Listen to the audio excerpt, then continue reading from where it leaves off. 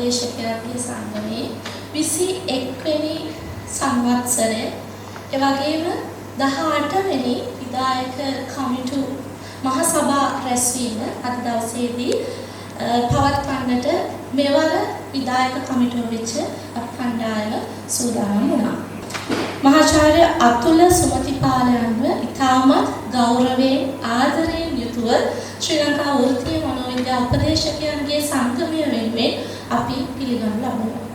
ඒ වගේම නිරන්තරයෙන්ම ශ්‍රී ලංකා වෘත්තීය මනෝවිද්‍යා උපදේශකයන්ට පමණක් නොව සමස්ත රටේ ඉන්න සියලු උපදේශකවරුන්ට උපදේශනයේ මුල් අකුරු කියා දෙන මහාචාර්ය දයාරෝහණ අතුකෝරළයන්ව ඉතාමත් ගෞරවයෙන් යුතුව පිළිගන්නවා. අපේ සංගමේ ආරම්භයේ සිටම අපිට දක්වන දායකත්වයත් මතක් කරමි. ඒ වගේම අපේ සංගමේ ඉන්න ගරු සමාජිකයේ නිරන්තරයෙන්ම සංගමේ උන්නතිය උදෙසා අපිට සහයෝගය දෙන මහාචාර්ය ගාමිණී අල්විස් මැතිතුමාව ඉතාමත් ගෞරවයෙන් යුතුව පිළිගන්නවා.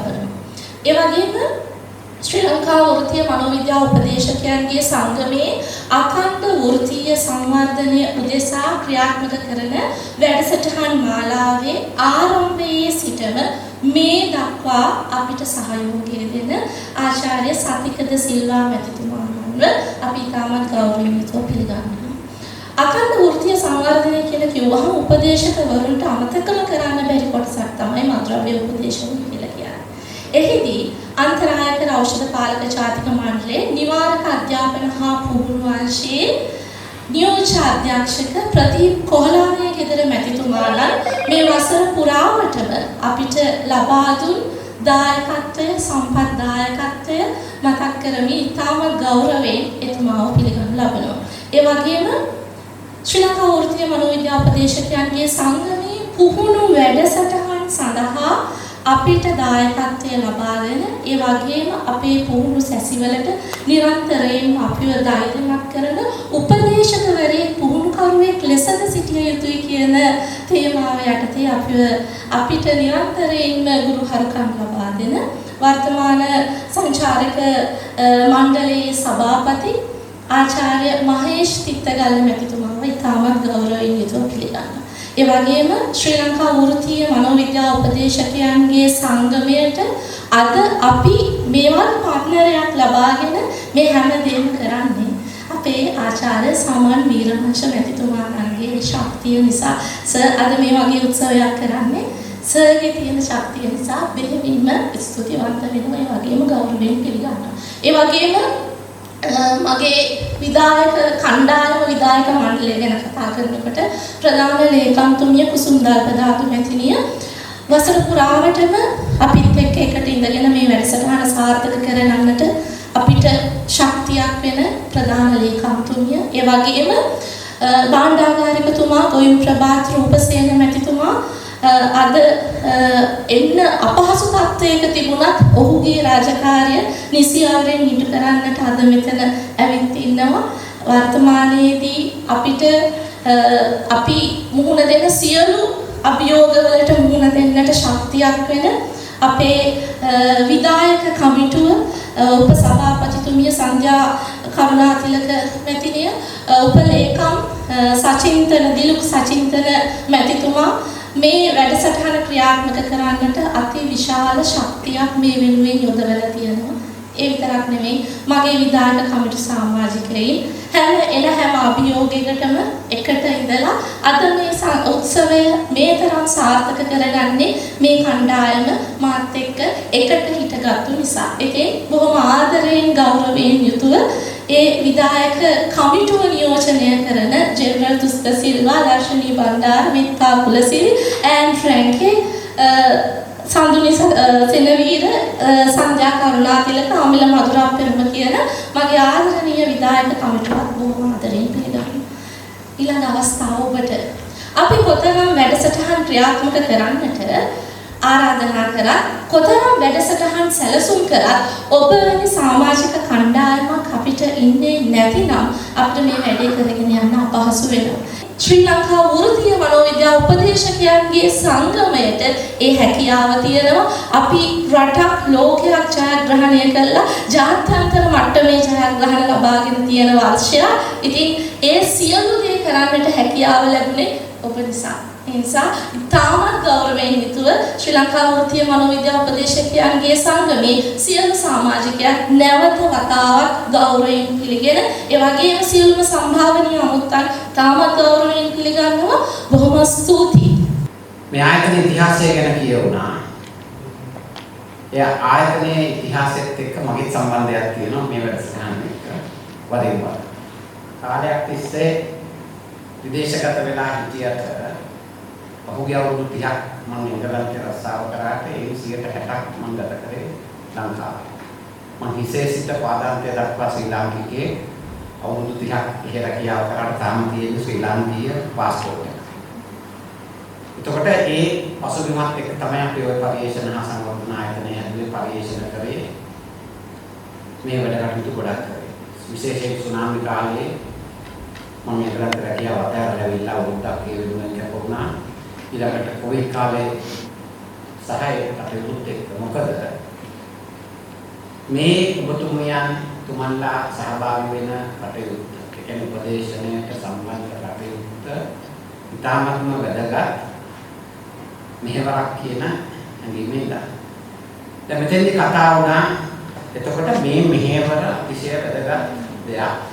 එතෙන්දී මම කරුණු කීපයක් පැහැදිලි කරන්න ඕන. මේ මනස කියන එක කාගේවත් බුදලයක් නෙමෙයි.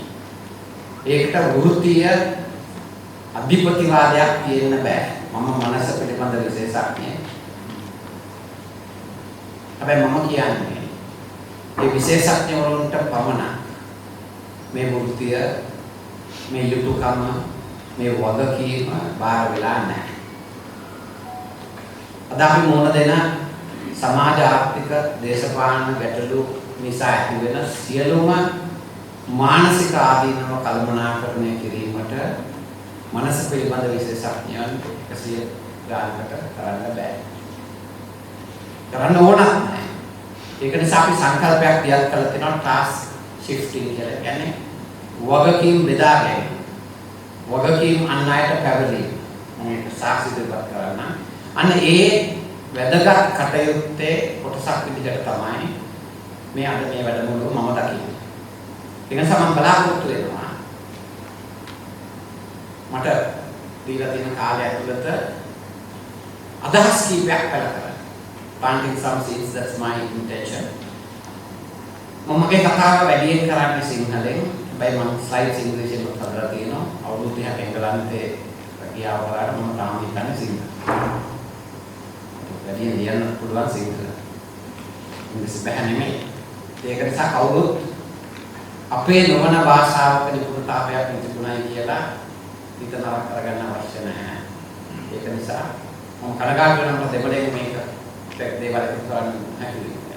එතකොට අපේ මාතෘකාව තමයි ඉංග්‍රීසියෙන් තිබුණේ empowering minds, enriching life, reflecting on පොලේ තිබිච්ච එක 19 කට දැන් තමයි ආවර්ජනය 18යි කියලා. දැන් 18 ඉතර වෙලා 19ට පය කියලා.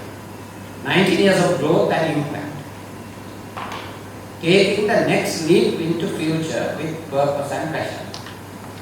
So මට තේරෙන විදිහට කියන්නේ මනස බලගන්වන ජීවිත සාරවත් කරන වසර 19ක පසුබිමක් අපි කරන්න ඕන මොකටද මීළඟ පියවරට ජයයක් වෙන්න.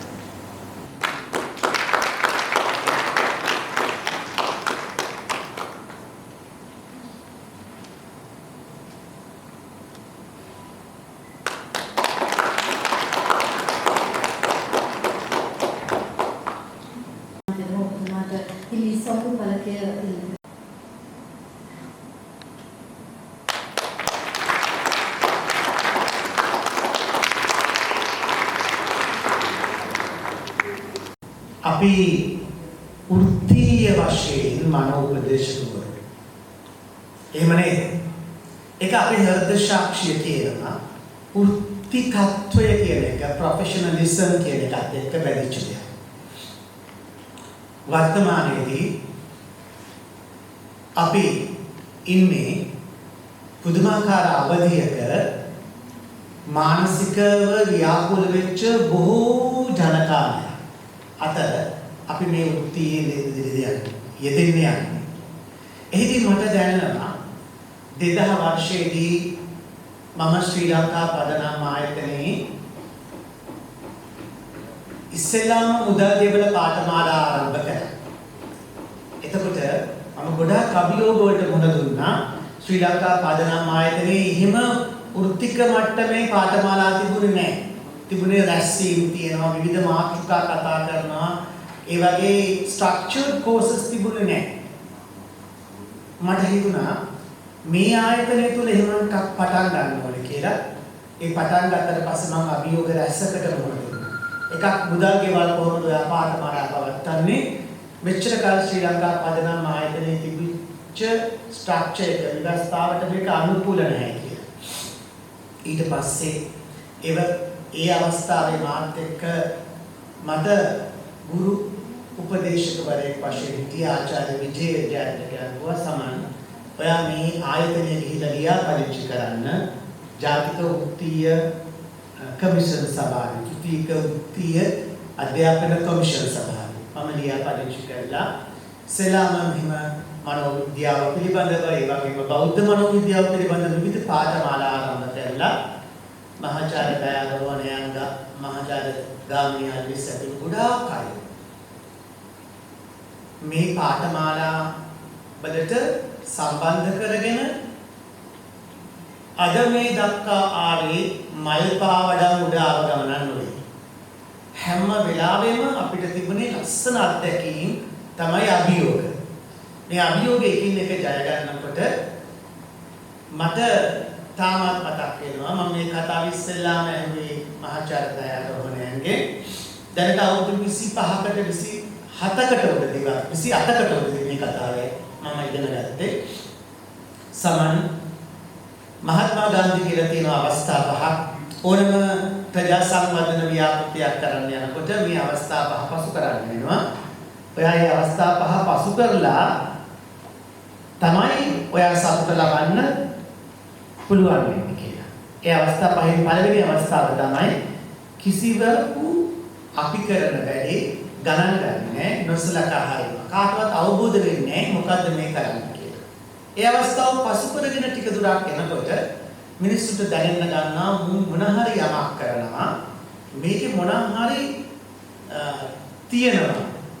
දැන් එහෙට දුවනවා මෙහෙට දුවනවා වැඩ කරනවා මිනිස්සු කතා කරනවා මෙයා මේ මෙහෙම කතා කරනකොට ඒක ජෝක් එකක් වෙනවා.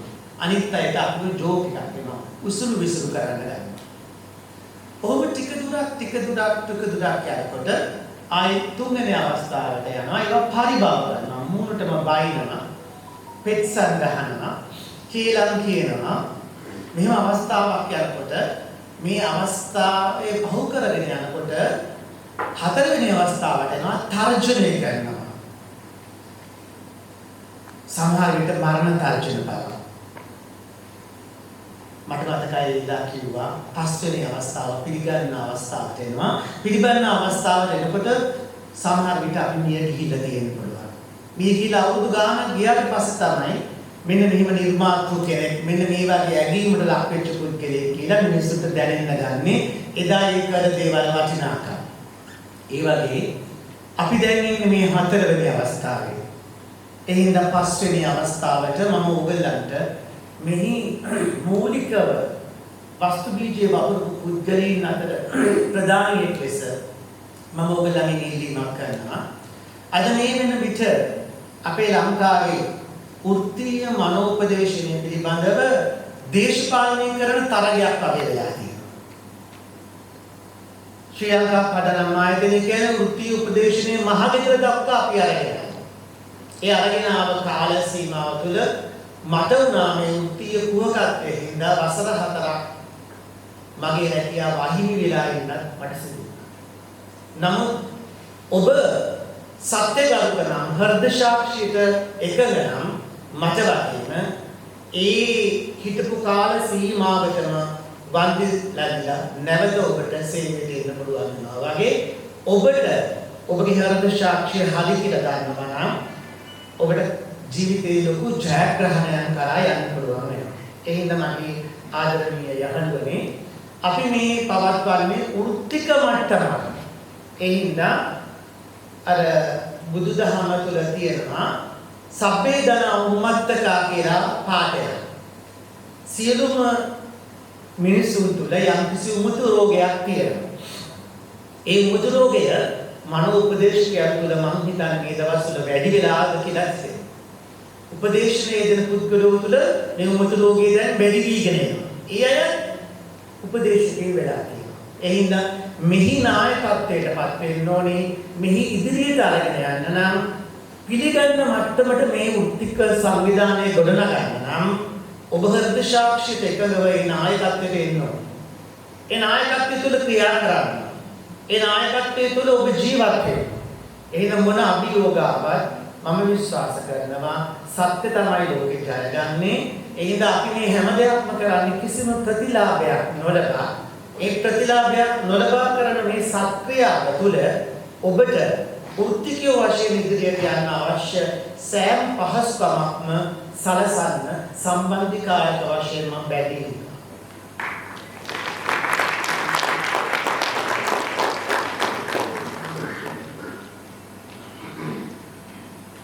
මායතේ වර්තමාන සභාපතිතුමිය. එතුමියගේ දායකත්වයේ එතුමිය පැමිණි දවසේ සිට අපට නොමදව ලබා දුන්නා. මහාචාර්ය සීතා බණ්ඩාර මෙතිදී. එතුමිය අද දවසට සහභාගී නොවූ හේතුව අපේ සමන්ගේ වංශ මහතා සඳහන් කරා. එතුමිය මෙතනට නොපෙනියාට දුරකථනයේ අපිට සුබපතමින් මේ අවස්ථාව හොඳින් කරගෙන යන්න අවශ්‍ය ශක්තිය ලැබලා දුන්නා. ඒත් එක්කම අපේ ගයන රාජපක්ෂ මෙතිතුමා මේ අවස්ථාවේදී ඔබතුමාට ගෞරවනීය ස්තුතිය පුද කර සිටිනවා. ඒ සමගම වසරක් පුරාවට අපිත් එක්ක එකතු වෙලා සංගමයේ විධායක කමිටුව ලෙස මේ ඉදිරි පෙළ ඉන්න පිරිස උපසභාපතිතුමිය උපලේකම්තුමා ඇතුළු බණ්ඩාරකතුමා ඒ සියලු දෙනා මේ කටයුතු වලදී විශාල දායකත්වයක් දැක්වුවා. කාලය වේලාව සහ ඔවුන්ගේ පුංචි මුදල හෝ කැප කරගෙන මේක කිසිම කෙනෙක් සතපහකවත් ආදායමක් ලැබලා කරපු සංගමයක් නෙවෙයි. අතේ කියක් හරි තිබුණා නම් ඒක වේදම් කරගෙන තමයි හැමදෙනාම මෙතනට ආවේ. ඉතින් ඒ ඔවුන්ගේ කැපවීමට ඔවුන් දරු සම්පූර්ණයෙන්ම වගකීම් දරමින් මේ ආගමනට මම ස්තුතිවන්ත වෙනවා. අද දවස තුල මේ ආකාරයට දැක්වූ සහයෝගයට උදෑසන සිට මේ දක්වා මේ ගත වන කාර්යය අපි ආරම්භයේදී මතක් කරා වගේම හරිම සුවිශේෂී. මේ සුවිශේෂත්වය අපේ ජීවිතවලට එක්පසකින් හරිම ආශිර්වාදයක් දෙනවා. තමයි අපි ආශිර්වාද කරගත කම බොහෝමයක් තියෙනවා. මම සමන්මණි ජයසිංහ වෘත්තීය මාධ්‍ය ශාස්ත්‍රයට නියෝජනය කරන ශ්‍රී ලංකා ගුවන්විදුලි සංස්ථාවේ සේවයෙන් වැඩසටහන නිෂ්පාදනය කරනවා. ඉතින් මේ කාර්යයට අමතරව මම මේ වෘත්තීය වේදිකේ සංගමයේ සමාජිකත්වය කරනවා. ඊට අමතරව මිහිෂා පෙරේරා මගේ මිතුරිය විතර මගේ සම්බන්ධතාවයව වෘත්තීය නීතිඥයා ඒ වගේම කතිකාචාර්යවරියක් එයත් මේ සංගමයේ සමාජිකත්වය කරනවා.